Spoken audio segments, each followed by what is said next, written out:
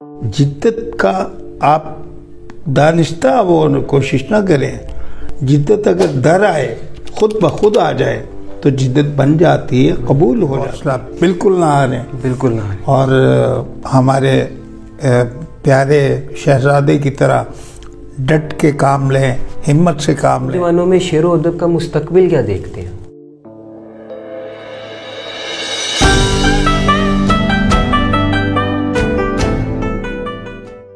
अस्सलाम वालेकुम, मैं हुज़ैफ़ा अशरफ आसमी ज़ैफ़ियात में आपको खुशामदीद। मेरी पोशाक तो पहचान नहीं है मेरी, दिल में भी झांक मेरी ज़ाहरी हालत पे न जा।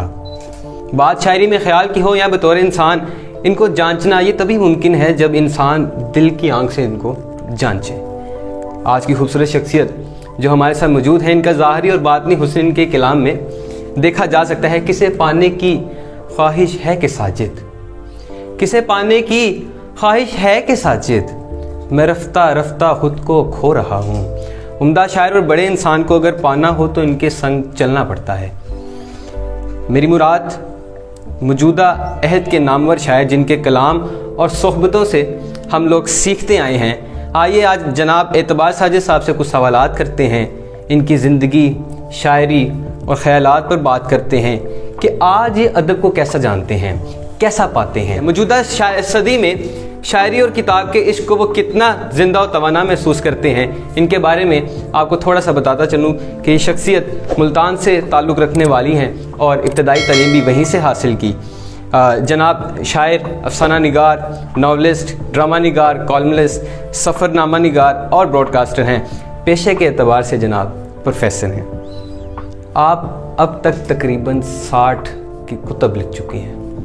इनके चंद अशार देखने वालों के गोश गुजार करने के बाद आपकी जानिब बढ़ता हूँ। तुम्हें जब कभी मिले फुर्सतें, मेरे दिल से बोझ उतार दो। तुम्हें जब कभी मिले फुर्सतें, मेरे दिल से बोझ उतार दो।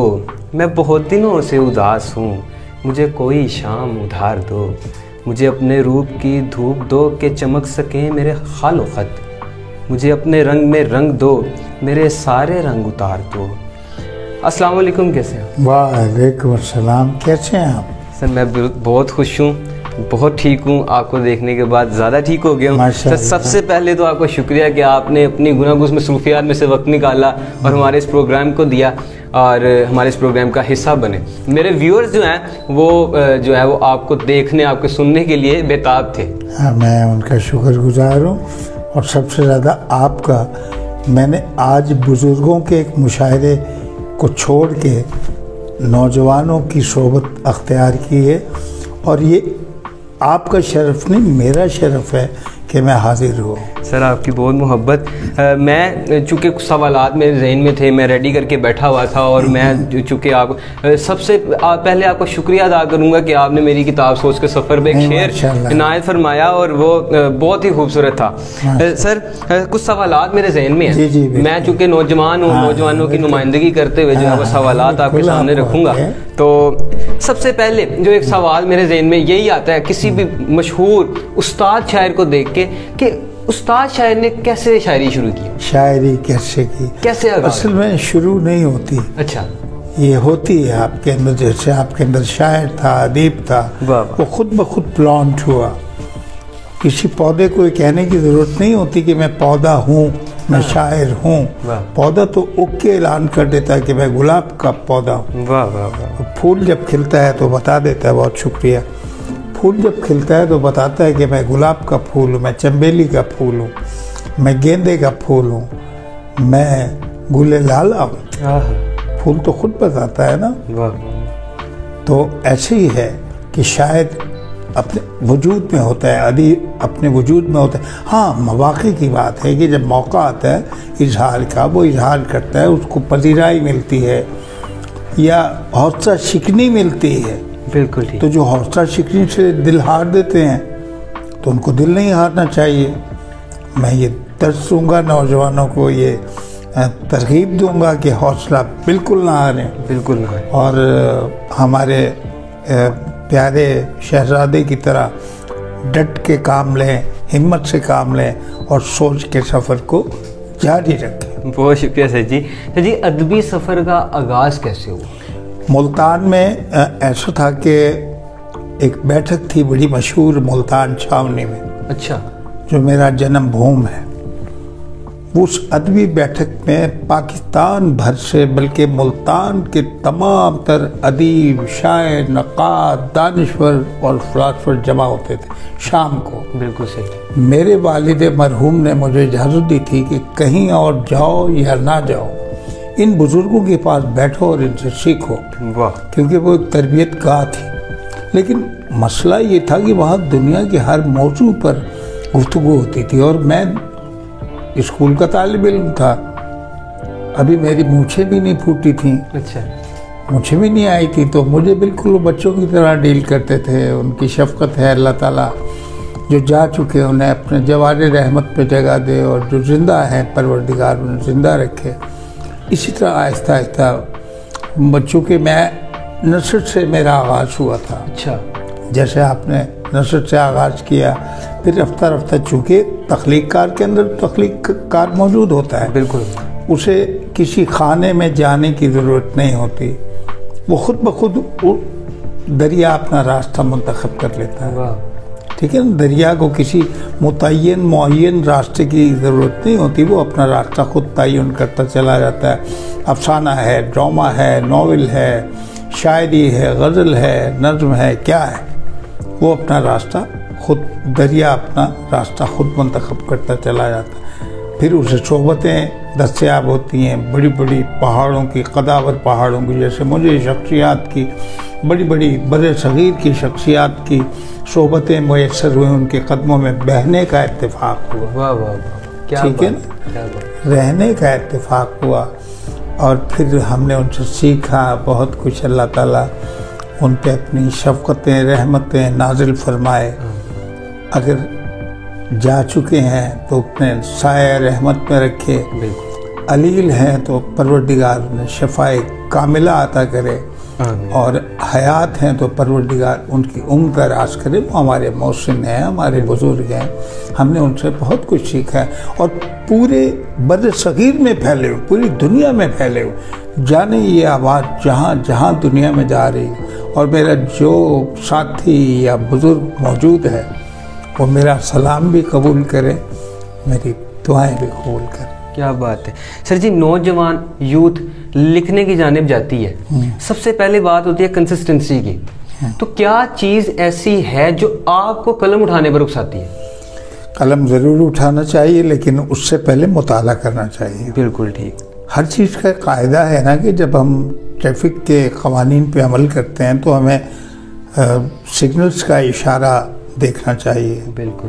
کہ سبز بتی ہے، زرد بتی ہے، سرخ بتی ہے، چلنا کہاں ہے، ٹھہرنا کہاں ہے اور بالکل کہاں ٹھہر جانا ہے. اسی طرح ایک میکینزم ادیب اور شاعر میں ہونا چاہیے. ٹھہراؤ ہونا چاہیے. لکھنے کی زیادہ کوشش نہیں کرنی چاہیے. اچھا.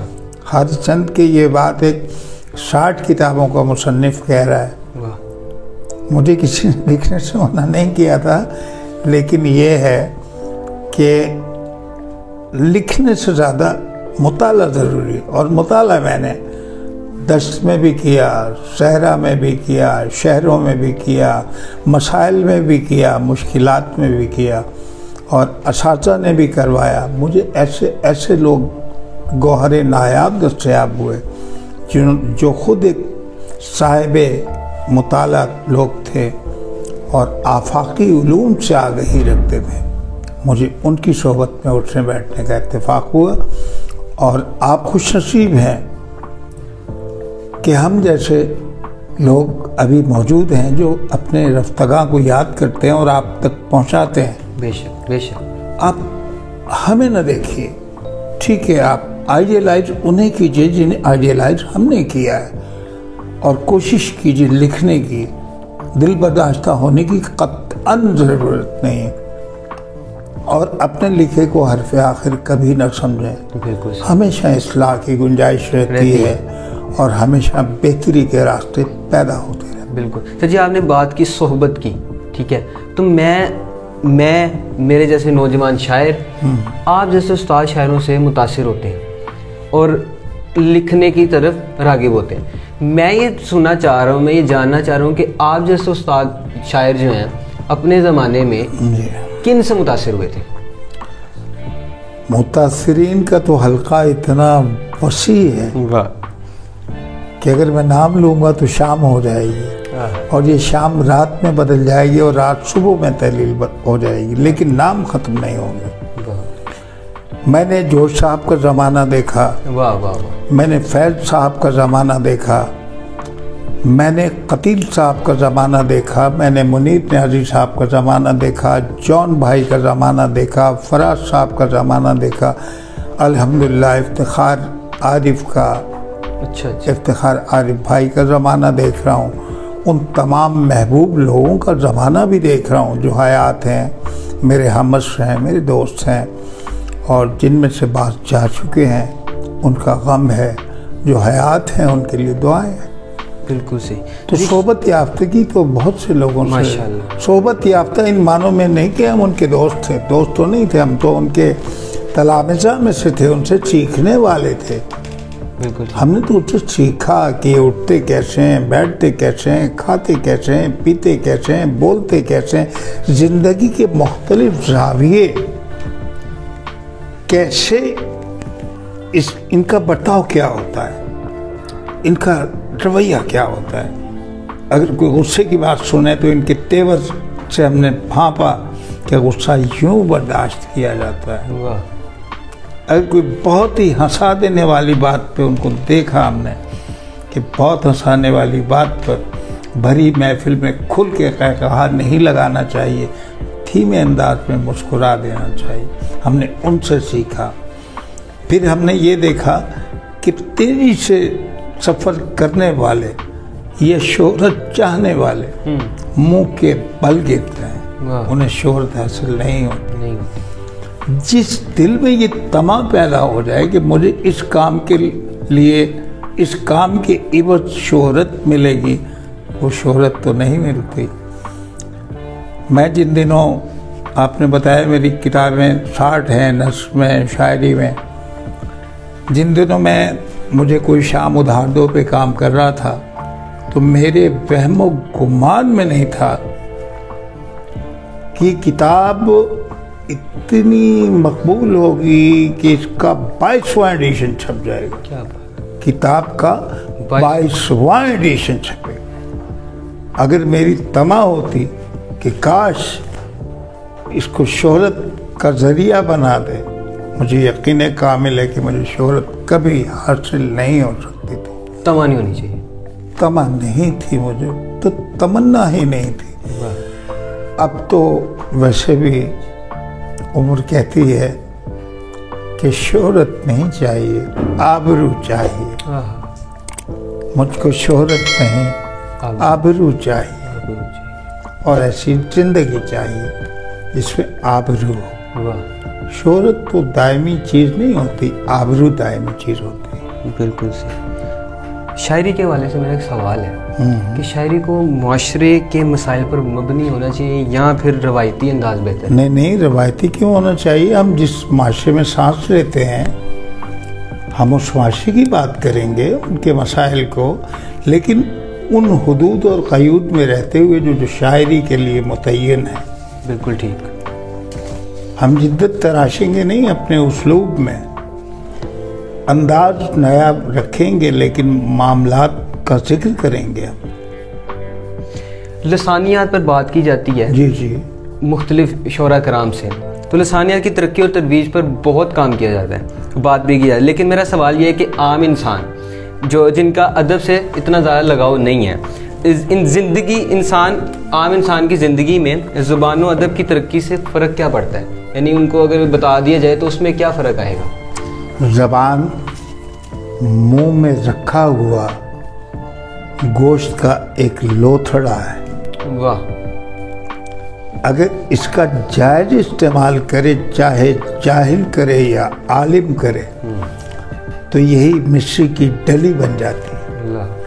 اور اگر اس کا غلط استعمال کرے تو یہی مصری کی ڈلی زہر کی پوٹلی میں تبدیل ہو جاتی ہے.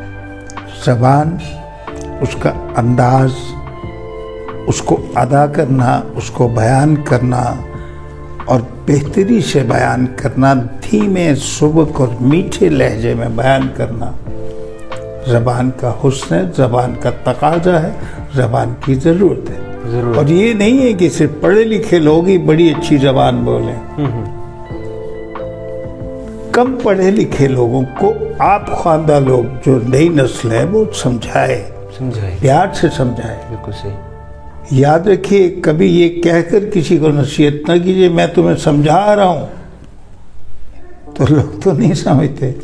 آپ انہیں کہیں کہ دیکھیں یہ بات آپ اس طرح بھی کہہ سکتے ہیں، تو آپ ذرا میری بات سنیں اور دیکھیں کہ میں نے غلط کہا یا میں نے درست کہا۔ انداز ہونا چاہیے، مخصوص انداز۔ آپ بتائیے، اسے کہیں کہ آپ میری غلطی بتائیے کہ اچھا لگا آپ کو، اچھا لگا نا، تو پھر اچھا لگا تو پھر آپ بھی اسی طرح بولا کریں پلیز۔ مطلب وہ محسن طریقہ، ظاہر تفہیم کا طریقہ یہ ہے کسی کو سمجھانے کا کہ آپ اس کے لہجے میں بات کریں، اس کو پیار سے سمجھائیں۔ محبت کی کوئی زبان نہیں، محبت تو خود ایک زبان ہے۔ بے شک۔ جی شاعری میں جدیدیت کا جو دور چل رہا ہے، جو رنگ شامل کیا جاتا ہے، اصطلاحات اور انداز، اس کے بارے میں آپ کیا کہنا چاہیں گے جو آج کے دور میں یہ چل رہا ہے؟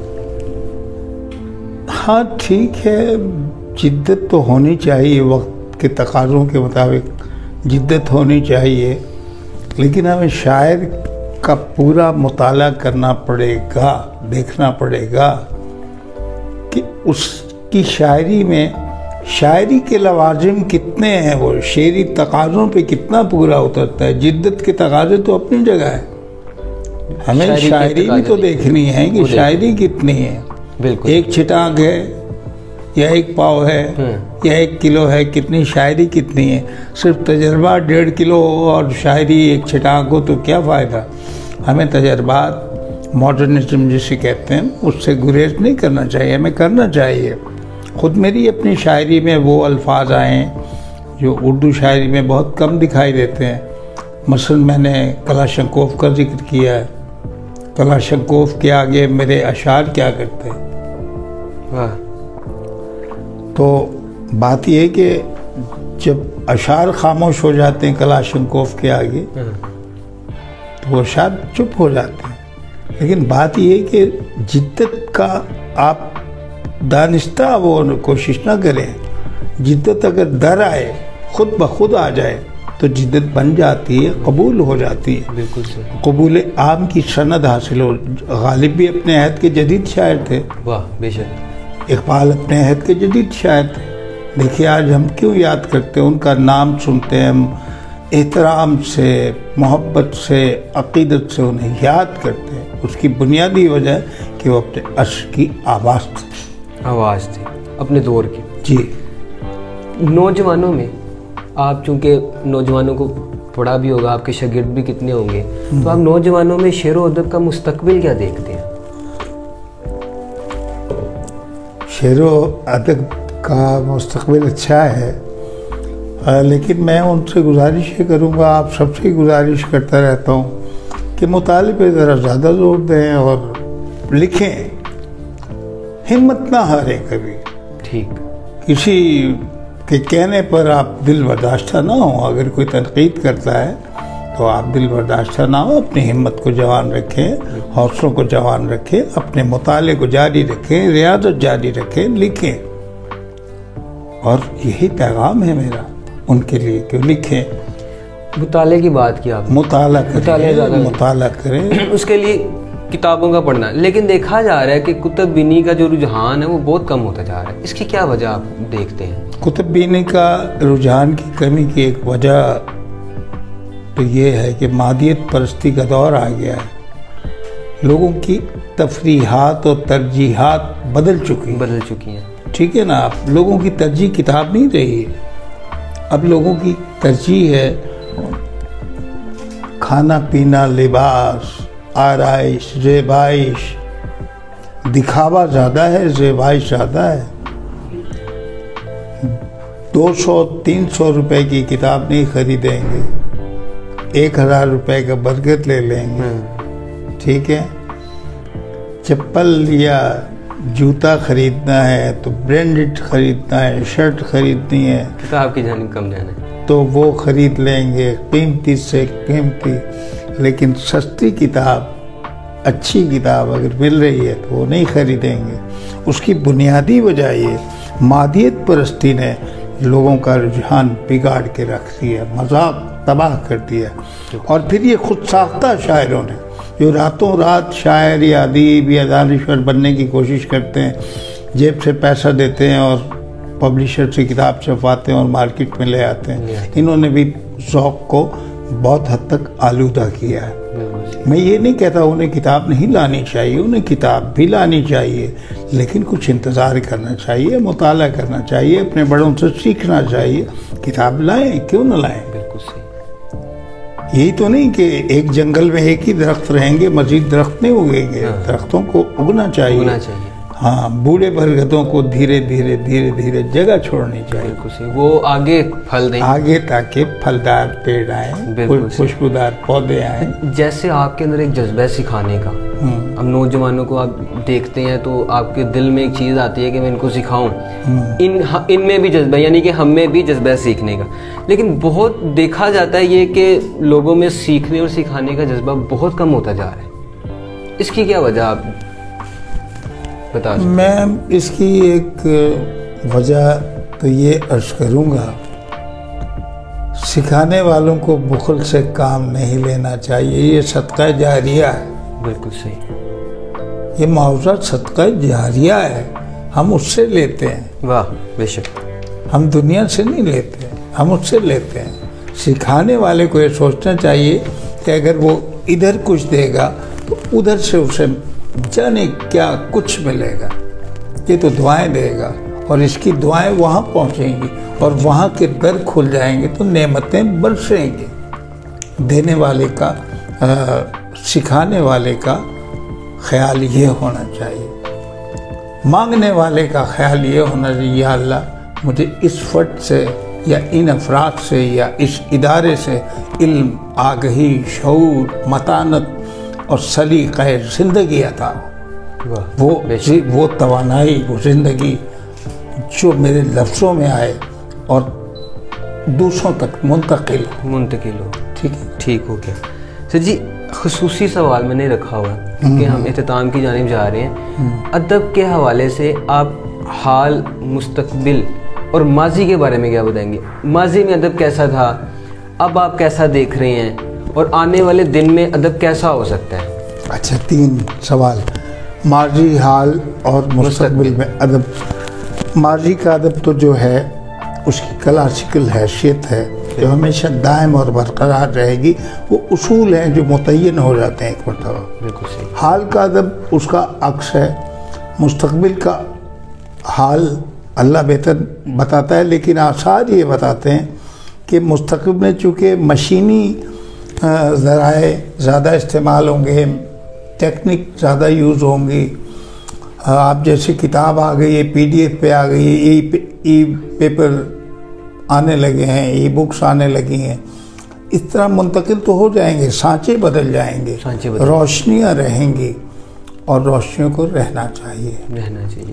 تو مستقبل تو میں اچھا دیکھتا ہوں، لیکن ایک بات پہ میں بار بار چھوڑ دوں گا کہ اپنے مستقبل کی تابندگی کے لیے اپنے ماضی کے طاقچوں پہ جگمگاتے ہوئے چراغوں کو فراموش نہ کیجیے گا، اپنے حال کے دالان میں چمکتے ہوئے فانوس کو فراموش مت کیجیے، اپنے حال کو بھی یاد رکھیے، اپنے ماضی کو بھی حال رکھیے۔ قومیں آباد تب ہوتی ہیں جب اپنا ماضی یاد رکھتی ہیں، اپنے حال کی قدر کرتی ہیں، مستقبل کی طرف گامزن ہوتی ہیں۔ ایک سوال ذہن میں آ رہا تھا شروع سے، جو آپ نے ذکر کیا کہ مجھے کوئی شام ادھار دو، 22 ایڈیشن ماشاءاللہ سے آ چکے ہیں۔ ایک چیز یہ دیکھی جاتی ہے کہ کسی کے اگر 2 3 حد 6 ایڈیشن اگر آ جائے تو اس کا تو پاؤں جو ہے وہ زمین پہ نہیں لگتا، تو ماشاءاللہ سے آپ کے 22 ایڈیشن آ چکے ہیں، تو اس کے مطلب کیا ہوتے ہیں، کیا احساسات ہوتے ہیں؟ بس وہ اصل میں हुज़ैफ़ा मैं आपसे एक बात अर्ज़ कर रहा हूँ। जी जी। आपने एक नाजुक सा सवाल पूछ लिया और गालिबन ये आखिरी सवाल है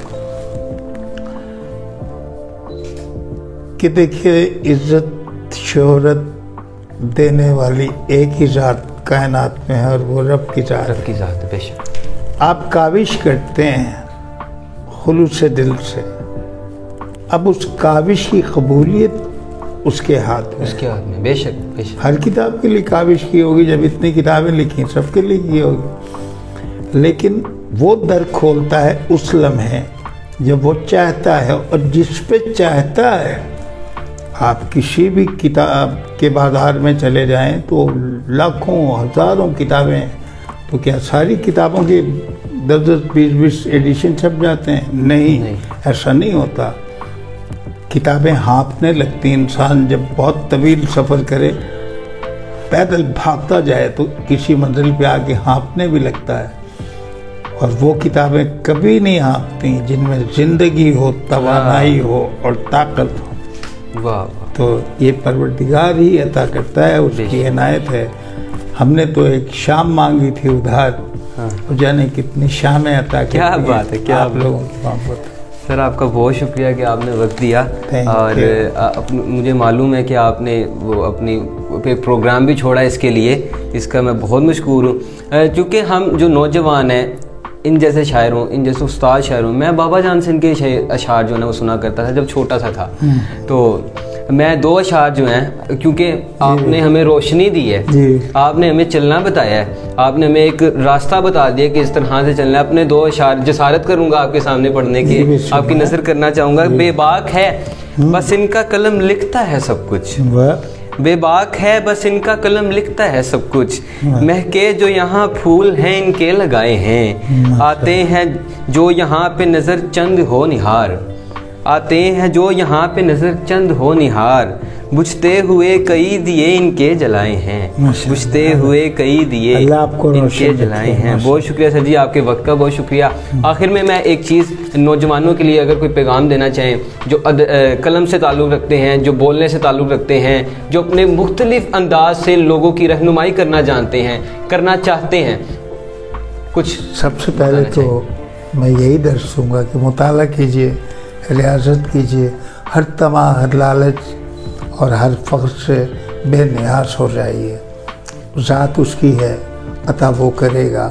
जितने आजिज़ रहेंगे, जितना आपका सर झुका होगा, उस टहनी पे उतना ही फल आता है जो टहनी झुकी होती है। आज ये अख्तियार कीजिए अपनी ज़िंदगी में, अपने तमाम रवैयों में, और अपने बड़ों का एहतराम सीखिए, और सीखते हैं आप, करते हैं।